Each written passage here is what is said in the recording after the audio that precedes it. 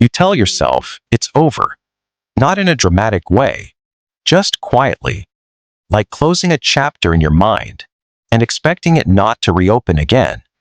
But it does, at random times, in random moments, when you're brushing your teeth, when you're sitting in silence, when nothing in your life is even related to them. And suddenly, they are there, not in front of you, but inside you. And you pause for a second and wonder, why? Why is my brain still doing this? Why now? Why them? You were fine 5 minutes ago. You were fine yesterday. You were even proud of yourself. So why does it still hurt like this? Here's something you were never clearly told. Your brain does not store people as past. It stores them as unfinished. And unfinished things don't feel like memories. They feel like open tabs running in the background, quiet, but always using energy. And the worst part, you don't even realize how often your mind is opening that tab. A song, a place, a time of night, a feeling you can't explain, and boom, they are back. Not because you missed them, but because your brain recognizes a pattern it never fully resolved. Now here's where it gets interesting. You think you missed the person, but what if you are actually missing something else? The version of you that existed when they were still part of your emotional world. The version that used to wait for replies. The version that overthought small messages. The version that felt something, even if it confused you. And your brain remembers that version of you very clearly, because that version was emotionally active, emotionally alive, and anything that creates emotional spikes gets stored deeper, not as a story, but as a loop. A loop your brain keeps replaying, trying to understand it, because your brain hates unresolved patterns more than pain itself. Pain, it can label, but confusion, it keeps that running. And this is where most people get stuck.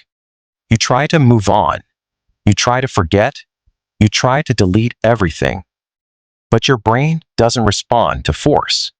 In fact, the more you try not to think about them, the more your brain checks if you are thinking about them.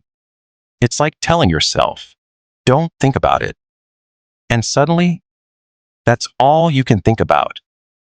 But here's the deeper truth. Most of what you're feeling is not love. It is not destiny.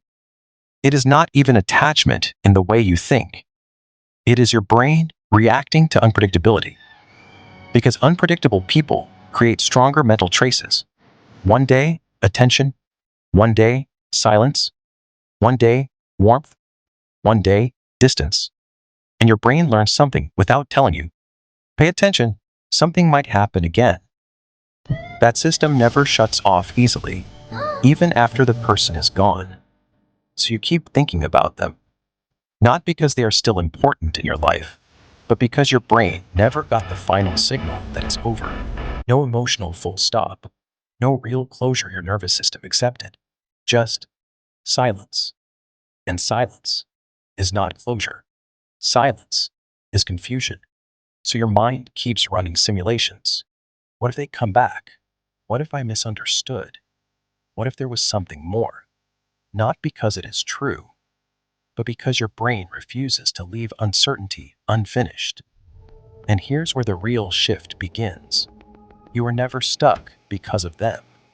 You were stuck because of what your mind turned them into inside you. A loop, a pattern, a habit of thinking. And the moment you stop treating the memory like something dangerous, it starts losing power. Not instantly, not magically, but slowly, like something losing color over time. And one day, you notice something strange. They still exist in your memory, but they don't interrupt your peace anymore.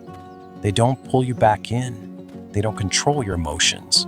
They just appear and leave without weight. And that's when you finally understand something important. You were never meant to erase them. You were meant to outgrow the version of you that couldn't stop holding on.